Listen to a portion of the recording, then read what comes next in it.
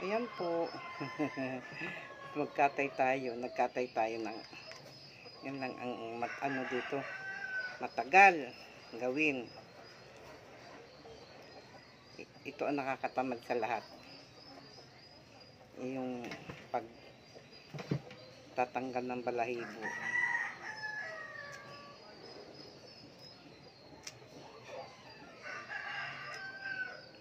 Mamaya, susunugin ko ang katawan niya. Pagkatapos, pagkasunog, nawala na yung mga balahibong maliliit, sasabunan mo.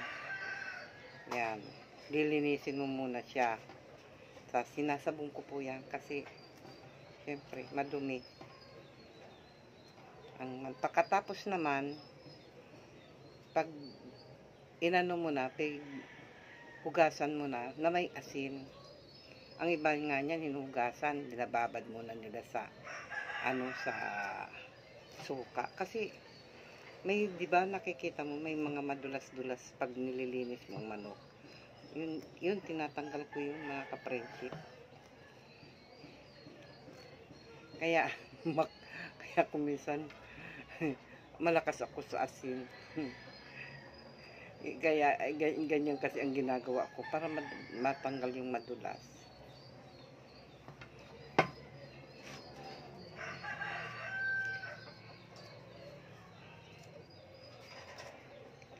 Anong ginagawa nyo na? Nagluto ako adobo kanina.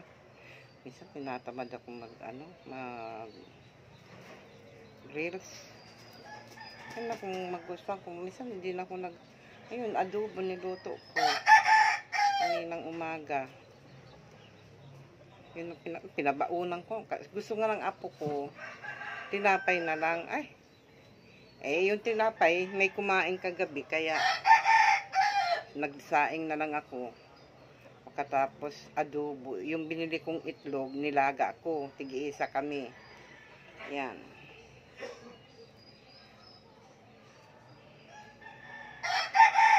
Ang kinatay ko lang yung mga maliliit na manok. Pag nga, sabi ko, kunyari, sabi ko, namatay di yung isang manok, nagkasipon. Namatay siya, tinapon ko, pero hindi, niluto ko. Ang dami na kasi, ilang lalaki, 1, 2, 3, 4, 5. Sa pagkatapos, meron pang 7 inahin. Babawasan ko yun. Kasi, hirap, mahirap mag-alaga. Meron dyan, may sisiw isa. Kasi kinain ng pusa yung isang sisiw. Yung isa namatay. Ay, kinagat pala ng pusa yung isa. Katapos isa, kinagat din. Yun, may isang buhay. Kaya yung isang pusa ko, nakakulong siya. Kasi pasaway siya. Kumisan, para masunog ko ito, hinihiwa-hiwa ko na, 2 hita. 2 hita, 2 pakpak. Saka ko inaano dito, sinusunog ko sa kalan. Kasi hindi mo masyadong masusunog pag buo Buti kung sa itong kahoy. Wala naman kaming lutuan sa kahoy. Marami sana ditong kahoy, kaso walang gumagawa ng lutuan. Saka hindi, nakakapagod na rin. Hindi katulad nung araw, ako may lutuan. Ang dami kong kahoy. Kaya, walang problema. Kapag yung may handaan, madali ako makaluto. Kasi nga, 2 lutuan ko sa kahoy. Madaling makaluto. Kahit gaan para kalaking kawa yan. Pag malaking kawa na, yung kawa na, doon na sa baba. Pag yung mga kung konti lang sa taas.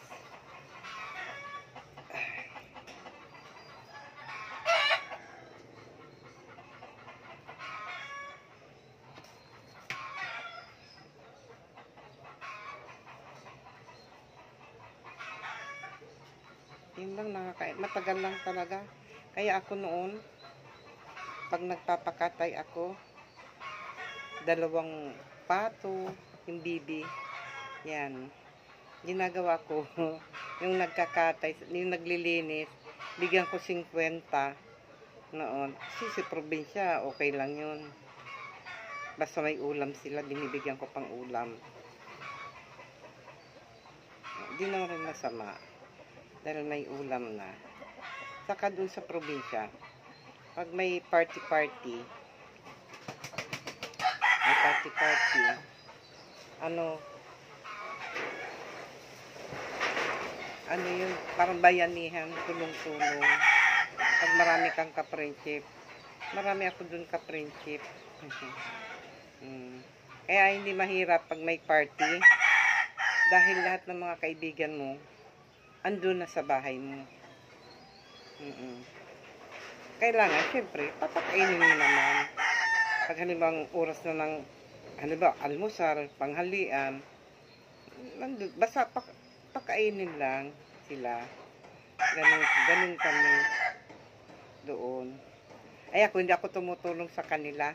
Pag halimbawa sila may okasyon, yung anak ko, si Madu noong araw, tumutulong din ako. Yun lang, mga magaan lang na halimbawa magpalit ka ng lumpia o ano, tumutulong din. Pero yung pagluluto, hindi na ako natulong. Dahil alam na nila yun. Ako ang tawag sa akin doon, Big Mama. Mama nila ako. Ganyan. Masarap sa probinsya. Kasi doon, umaga pa lang, may bisita ka na. Ate Pin, kasi yung iba tawag sa akin, Ate Pin, yung iba naman Cha, yung iba naman Big Mama. Ano yun? Nag-almusal na kayo. Ito, magkape kayo. Ito, merong may pansit. Doon. Tuwan-tuwa sila sa akin kasi nga, kung anong gusto nila doon. Wala silang nyug, magbubulay sila, wala silang gugulayin. Hihingi sila ng halimbawa langka, kasi may langka ako doon. Ganon. Pagkatapos may mga malunggay. Ay, Diyos ko. Sawa-sawa doon, bangka. Magluluto sila. Minsan doon pa sa bahay lulutuin. Ilan sila? Mga 5. Maraming langka. Isang kawa. Yung malaking kawa. Hati-hati na sila. Kasi sa akin ang nyog. Kasi marami akong nyog.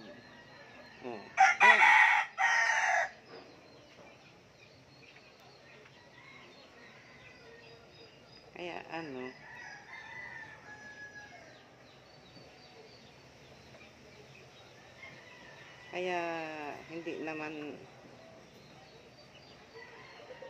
mahirap doon. Kasi doon, umikot ka lang kahit wala kang pera. Umikot ka lang, may makukuha kang makakain. Kaya ang iba doon, umaga pa lang, pupunta na sa mga kaibigan, habang naglalakad, titingnan yung mga paligid. Pag may lubi-lubi, aanuhin nila, pipitasin nila. Oo, totoo yan. Ako doon sa likod, may gabi ako na kung tawagin sa amin. Yan, maglalaing. Kaya laing tayo. Ay ako naman kasi, sabi ko sige. Pagkatapos saka ako, kalibasa nasa probinsya, ayoko yung bawat luto, bibiling bawang. Bawat luto, bawang, sibuyas. Hindi ako talaga kumpleto. Hindi ako kahit dito. Kasi parang, pag yung kinukulangan ako sa Hindi kompleto yung aking nasa, ano. Ayan, dito ko. Pag yung kinukulangan, ay may mga sibuyas ako dyan. Dito, oh. Ayan. Ano doon yung mga sibuyas ko. Ayan. Ayan. May suka. Oh, ayan. May curry powder. May chili powder. May seasoning. May tuyo. Mantika. Ganyan ako. Pag nauubusan ako, iba ng pakiramdam ko. Pag nauubusan ako ng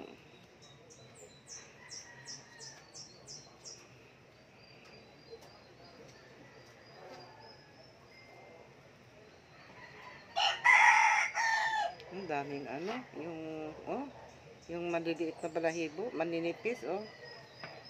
Yung ano, parang kaya kailangan masunog to.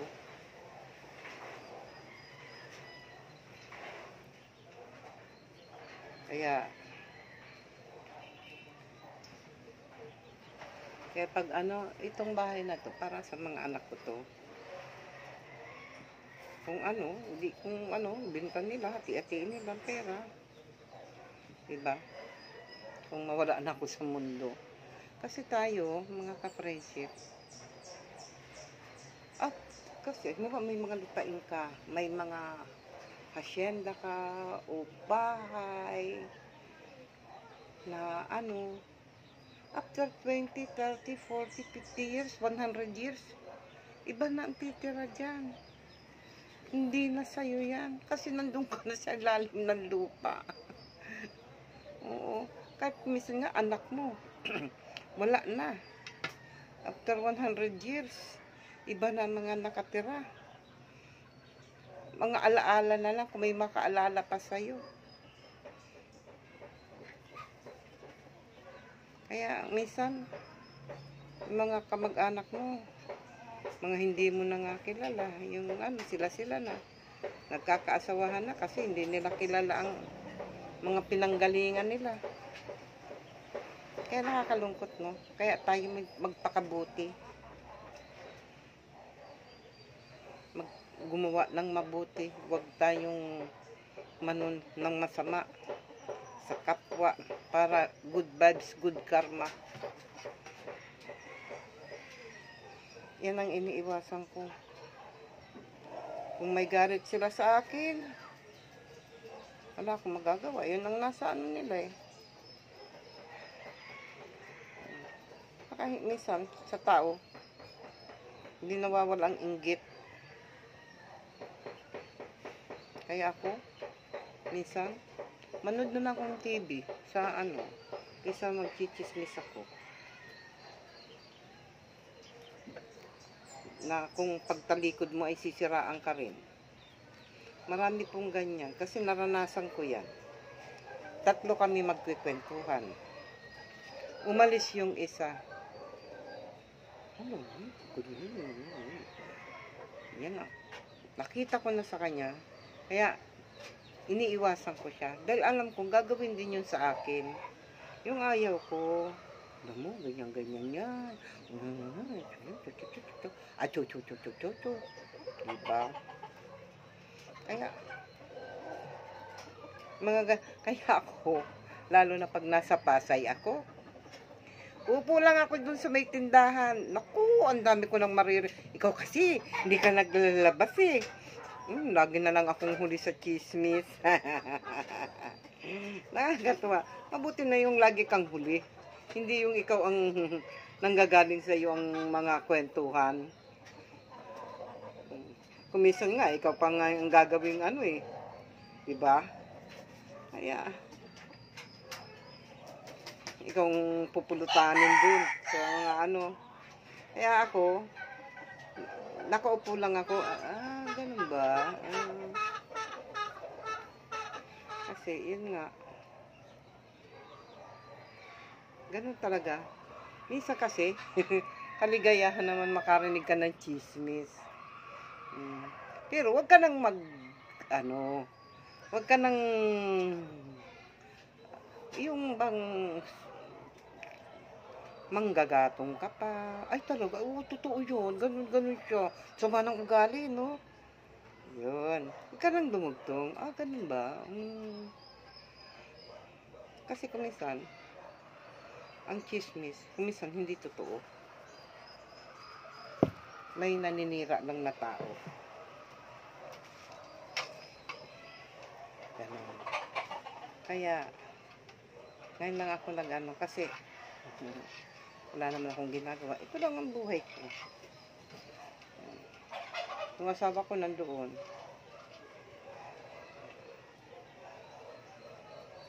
Buti pang kwento ko sarili ko.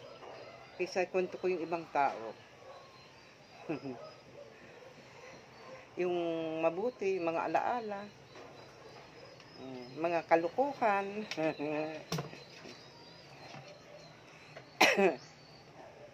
Doon sa Bicol, saya kaya.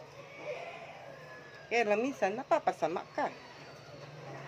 Yung kasaya, kasi nga, dinadayo yung bahay.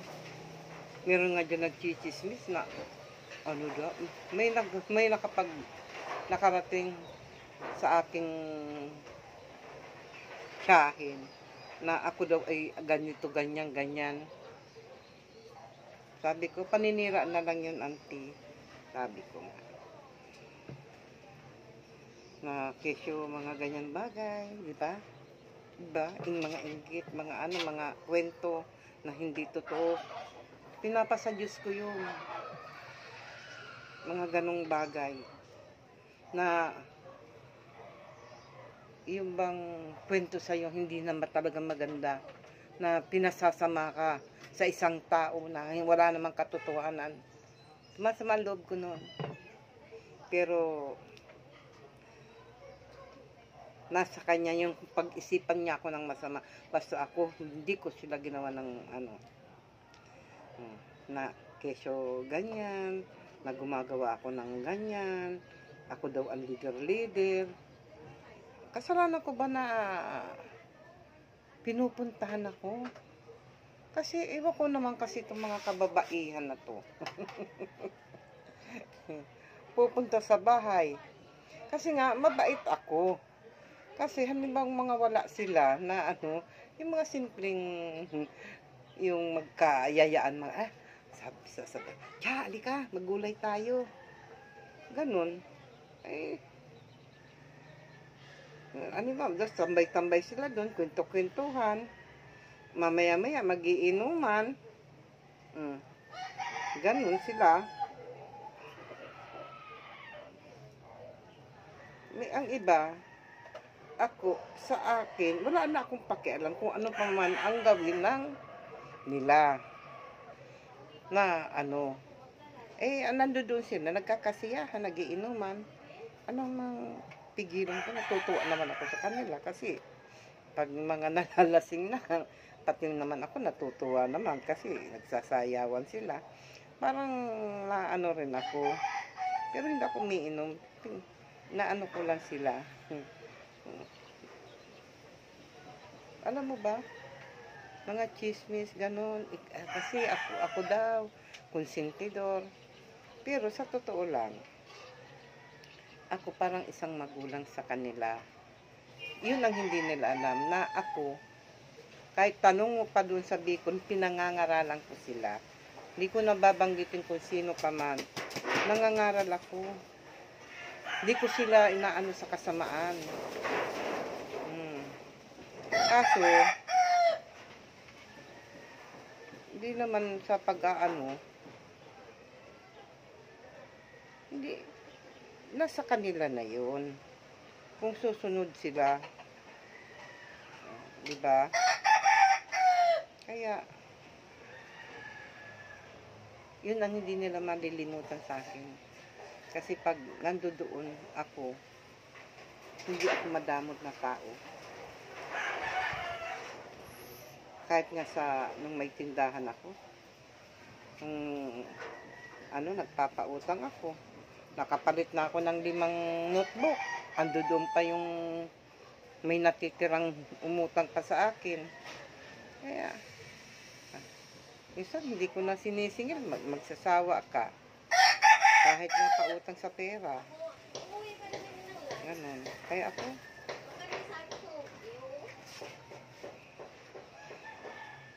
sa kanila na yan. Ilang minutes na tayo? 20 minutes na pala. O sige, kung kailan na naman tayo magkwentuhan, mga ka-friendship ko. Okay, bye-bye.